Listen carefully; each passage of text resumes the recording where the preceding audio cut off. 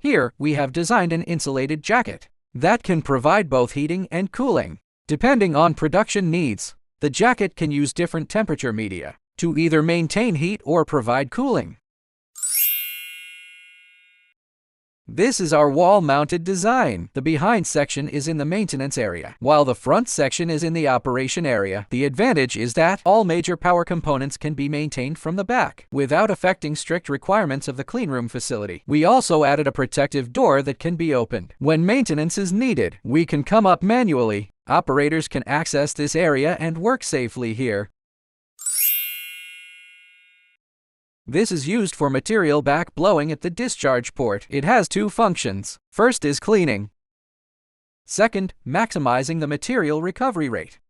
This is our locking cylinder used for 10-bar explosion proof. Its main function is to ensure that under high pressure, the sealing ring stays tightly pressed against the cylinder to prevent leakage. Here we have an incline discharge design. The incline helps material flow smoothly into the fluid bed, reducing the risk of blockage.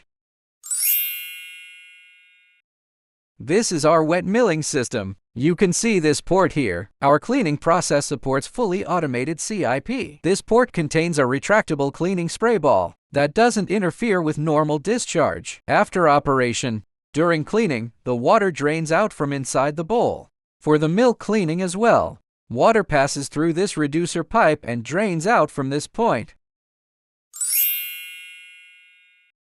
After milling, the material exits through this outlet and connects directly to the fluid bed, enabling automatic inline feeding.